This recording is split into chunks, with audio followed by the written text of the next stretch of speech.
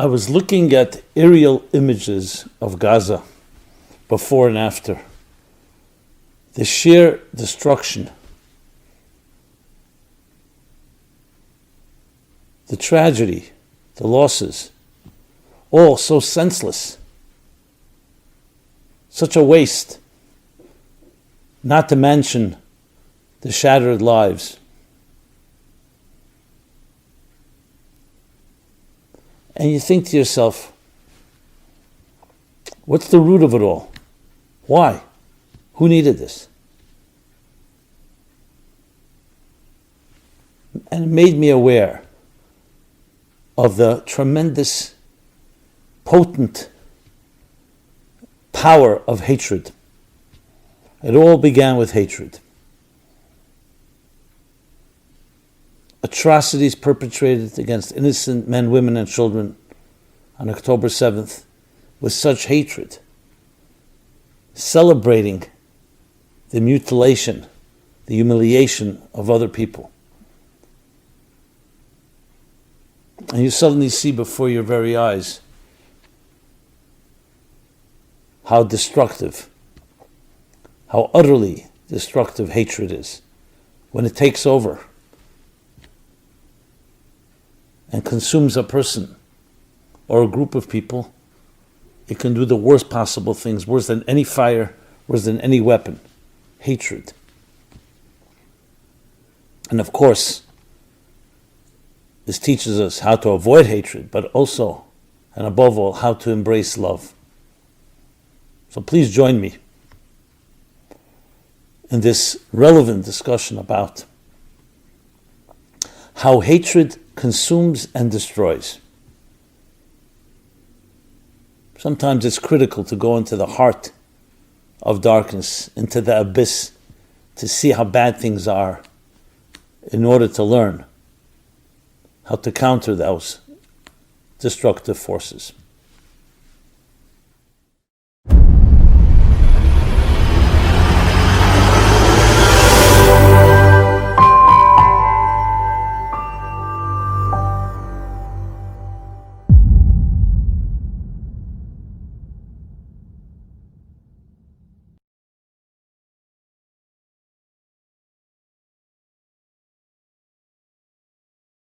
Hi, this is Simon Jacobson, and we'll be speaking about how hatred consumes and destroys.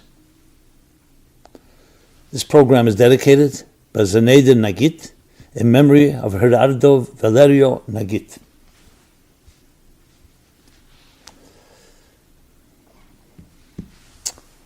The war in Gaza has so many subplots and so many angles. Not to sound cerebral or academic about tragedy, but there's so many lessons we can learn from it. I was watching aerial images taken of Gaza, what it looked like before October 7th and what it looks like today. Tremendous amount of destruction. Now you may think I'm going here to accuse Israel. No, the exact opposite. When you see this amount of destruction, you wonder, what's the rationale? It's so senseless, such a waste. Yes, 2 million people living there.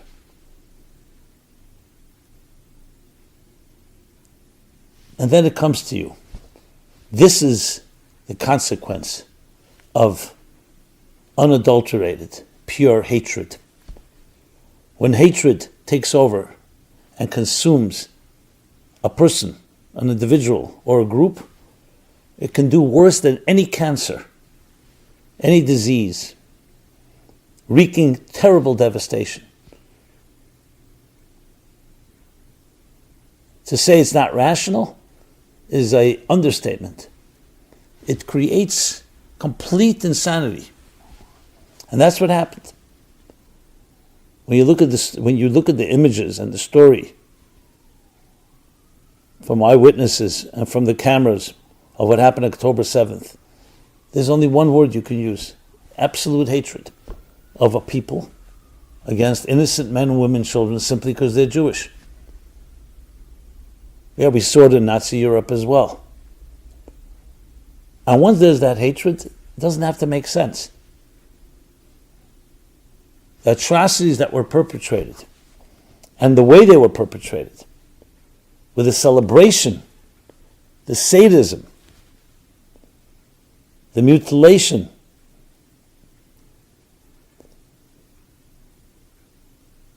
all points to a tremendous hatred in someone's soul against human beings, innocent human beings. There's no justification for that. You can have grievances, you can have many complaints, but that hatred is the key. And that in turn, to the extent that you're ready to allow your own people in the Gaza Strip to be so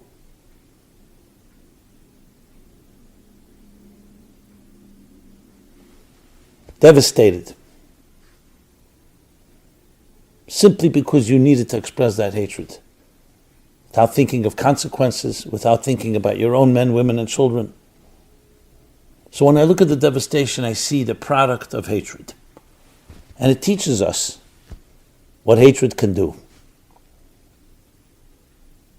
to the human being, to the human soul, both individually and collectively. What it does is, literally, like a demonic force that possesses you. Hatred is compared to fire. When a fiery passion consumes you, there's nothing that can stop it. You'll do all kinds of things, even to hurt yourself and your own family. I mean, a far more subtle level. It always, I don't know the word intrigue is the right word, but it always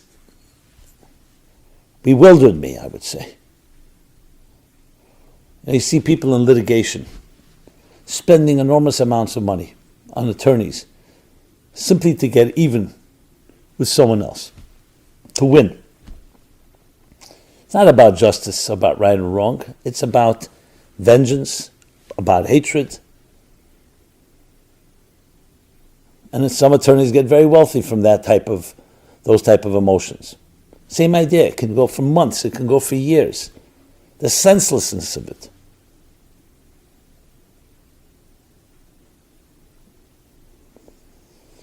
And that is without necessarily shedding actual blood. But when you see what we're seeing now, then it really takes it to a completely different level. So this is a study of the human condition, of looking into the heart of darkness, into the abyss of what happens when a person gets consumed with hate. When they're born with it, and it's cultivated and nurtured, that there's a people or an individual that you should hate. What it ends up doing most of all is not just destroying others, destroying yourself, destroying your soul. Now, by contrast, what is the diametric opposite of hate is love. Hate can teach us more about love than love can at times.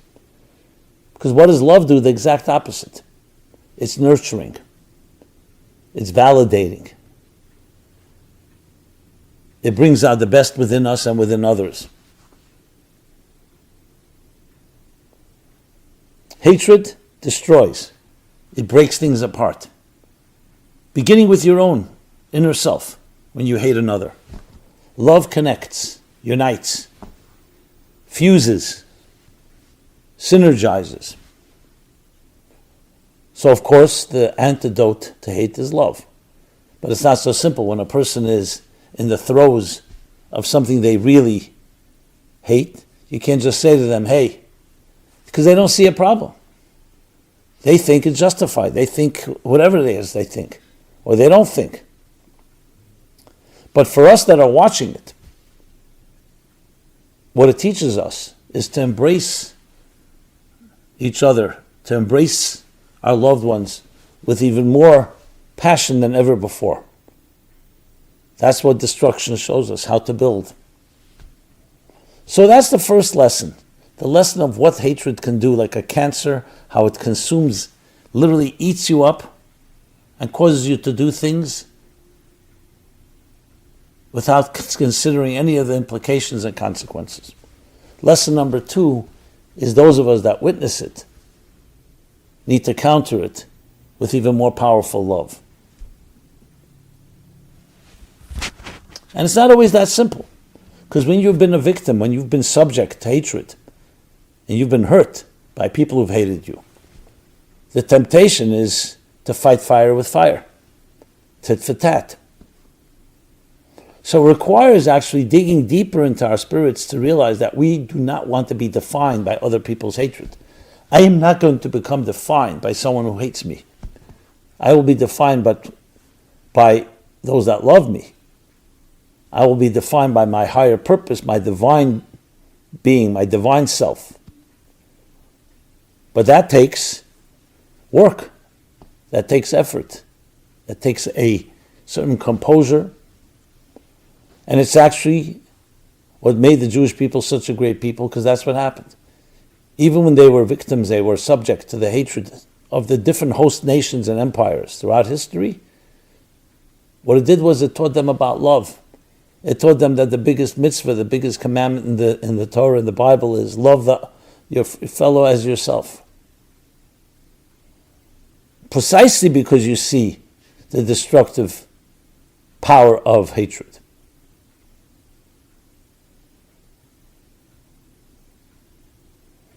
Now, for those of us that have never experienced such type of demonic hate, it's very hard for us to imagine.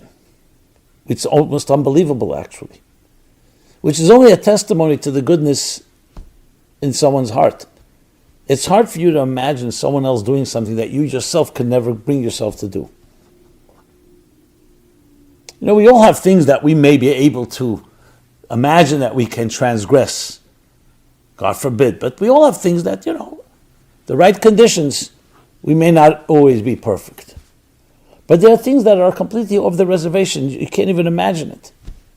Certain forms of abuse. I don't want to get graphic here, but certain things that you hear about a parent doing to a child, a loved one to another loved one.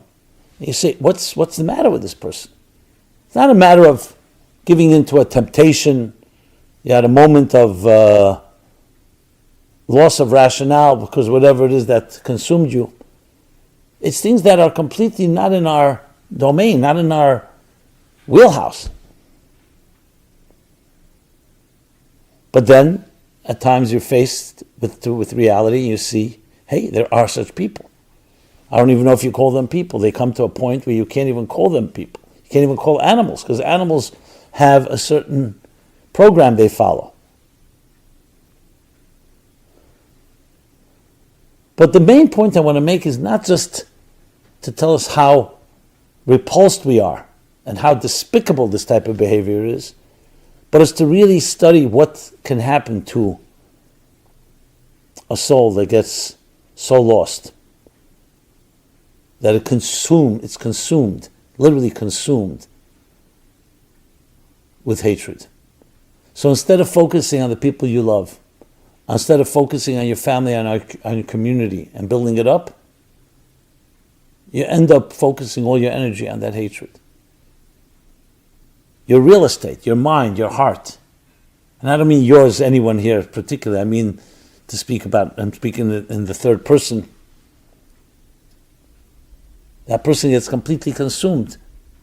So besides the consumption, the destruction that comes from that, you're not putting your energy where it should be. How distorted is that? So you end up hurting the people you love most. Not to mention, obviously, the people that you consider to be your enemy. So this is one of the things that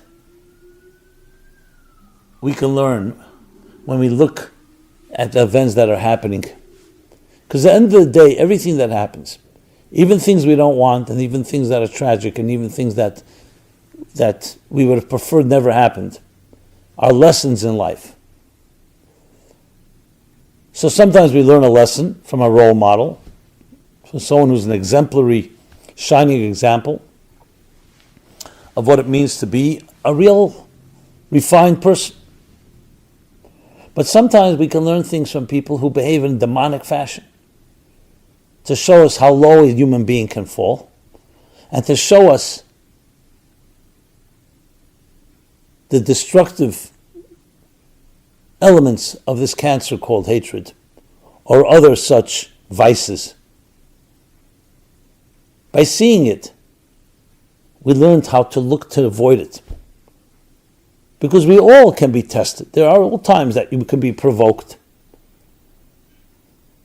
I don't mean to compare it, but just on a very, almost on an amusing level. You have a thing called road rage.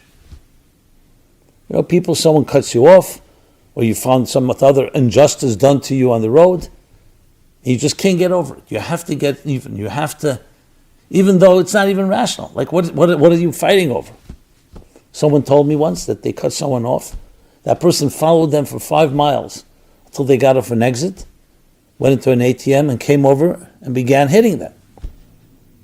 Person could not get over it and they needed to get to even.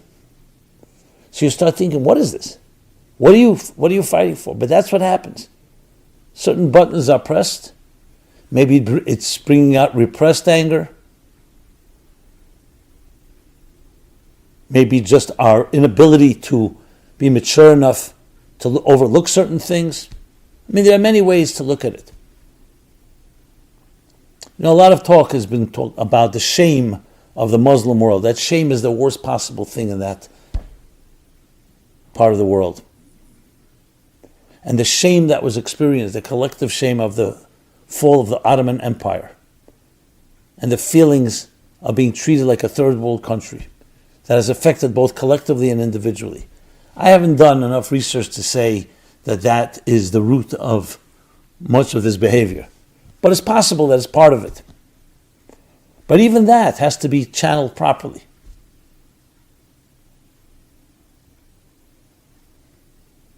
Because even something that you have a legitimate grievance or a legitimate argument that someone has hurt you should not turn you into a hating person. To teach you to become strong and figure out how to get justice if that indeed is the case. And we always have to remain open-minded. Maybe you don't have it all figured out. But once it becomes a force inside of you that begins to eat you up, then you lose your own humanity. You lose your own dignity. You lose the divine image in which we were created.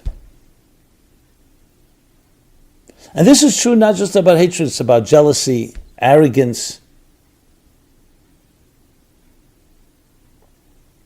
different instant gratification desires, anything that takes control of you, like a parasite. Today you see those images videos, certain parasites that enter into the body of a particular insect or animal, and they take over. Literally, they take over the whole nervous system.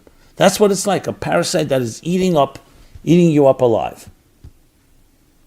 So who's it destroying most? You. In the process, obviously, you can hurt other people as well.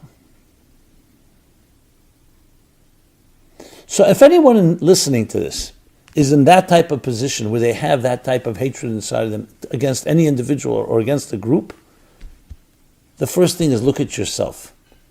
Stop pointing fingers, blaming, excuses. Look at yourself. Are you the person you want to be? Do you like what you see? And the answer is you do like it. They have recordings of some of the attackers with glee calling their families and telling them, I killed this and many Jews. So besides the crime itself, the mere fact that the person is celebrating it means they don't even see a problem. They actually think that they did a great deed, great act of a divine act of martyrdom. That's how bad it can get.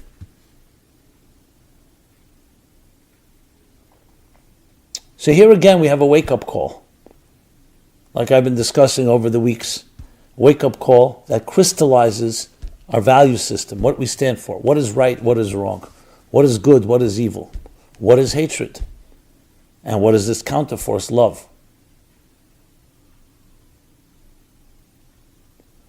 You see the images streaming out from the IDF, from the Israeli military, the way they sing together, the way they dance together, the way they send greetings to their families for Shabbat, for the holidays. A certain camaraderie.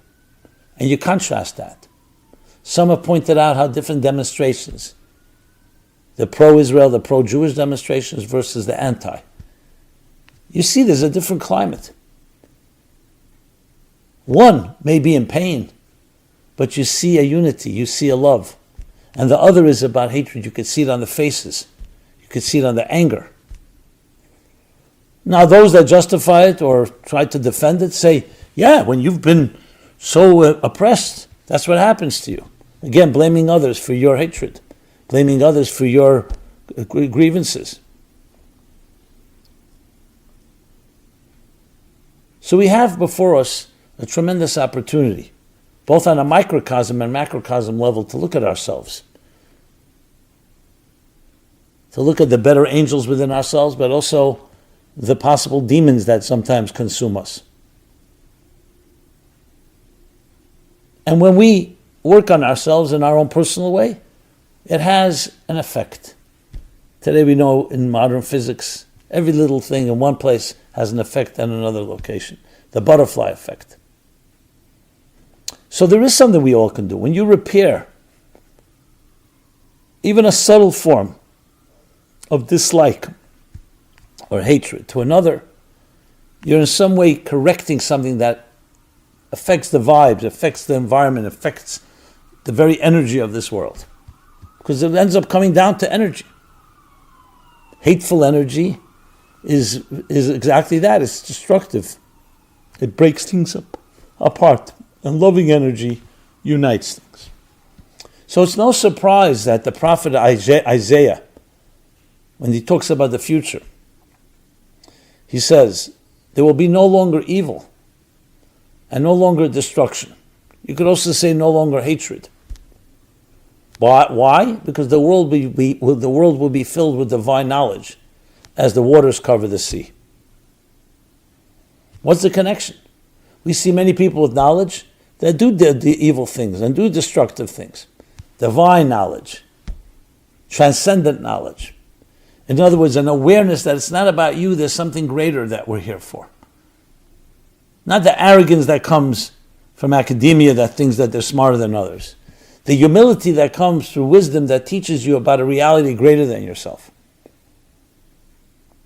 That's the counterforce to all evil and hatred and destruction. So we have our work cut out for us. That's why you see people are more knowledgeable. If they have no agendas, another side, ulterior motives, knowledge creates tolerance. The more you understand things, the more you're able to hear different opinions, the more you can contain, the more you can even have a disagreement, but in a civil and loving way. Immature people obviously fight more, will be more divisive. So we're asked to rise and to embrace divine knowledge, understanding your purpose, understanding the purpose of other people in this world, that we're all created by a higher force, by the Creator, and we all are equal in those eyes, and we all have a role, an indispensable role to play. This is what we need to be teaching ourselves and others. And what's the consequence of that? Love, respect, the dignity of life itself. And if you don't respect another, you're not really respecting yourself, you're definitely not respecting God. What's the opposite of that? Hatred. You don't look at the other person like a human being. You depersonalize it, you dehumanize and demoralize, and all that comes with that type of behavior. Each of us can do something in this regard. And that's simply beginning by unconditional, even small acts of goodness and kindness. Reaching out, going out of your comfort zone and showing some extra love, some extra gentleness, some extra kindness. That's how we counter such demonic hatred.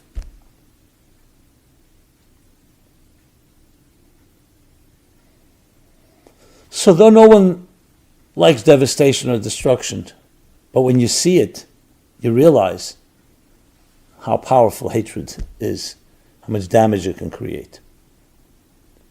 Had Israel not reacted and responded the way they did, some will say, oh, you know what, they would have left Gaza alone, they're innocent civilians. No. They would never have exposed the cancer. There's a cancer here. And now you have to eradicate it. There's an easy solution. If they indeed have regrets or feel that they want to protect their own families, that is Hamas and their supporters, surrender. That's what you do. That's what Germany did at the end of World War II. That's what the Japanese did. You surrender. But that's not happening because the hatred is still there. So the cause is justified in the distorted minds.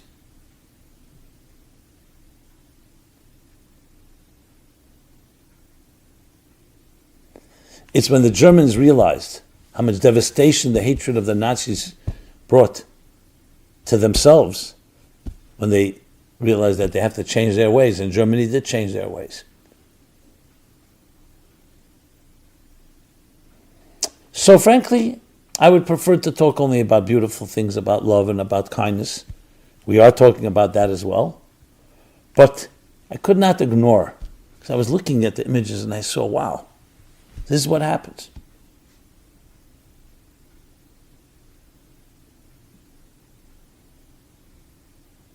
This is what happens when such disease, such forces, negative forces, toxic forces, consume, destroy.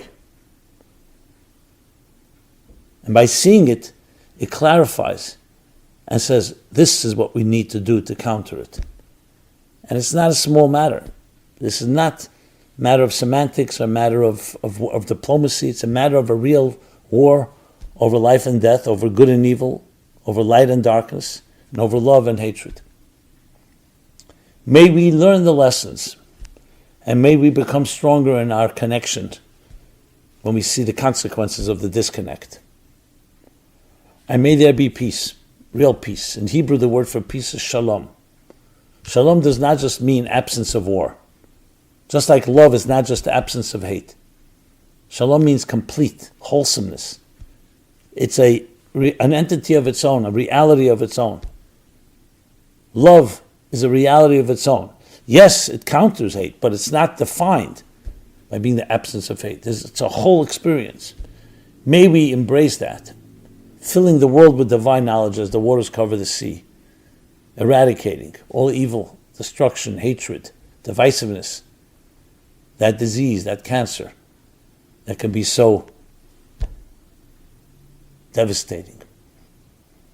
And may we channel and harness the energies within us toward a passionate revolution, spiritual revolution, where we will have the diversity, but we'll have the harmony within that diversity. May that happen immediately. May we all see it and experience it in a revealed fashion. Thank you. This has been Simon Jacobson. MeaningfulLife.com is our website, where you can find a very wide variety, an array of different materials addressing topics like this and others, all about meaningful life, finding meaning and purpose in life, all in a loving way. And as such, I want to thank you for being there, for listening, for speaking, for sharing. And please keep it up. Please share your thoughts, your comments, your feedback. Please share this with others. And please subscribe to our growing YouTube channel as well as our other offerings on meaningfullife.com. Be blessed. This program is brought to you by the Meaningful Life Center. Please help us continue our programs. Make even a small contribution at meaningfullife.com/donate.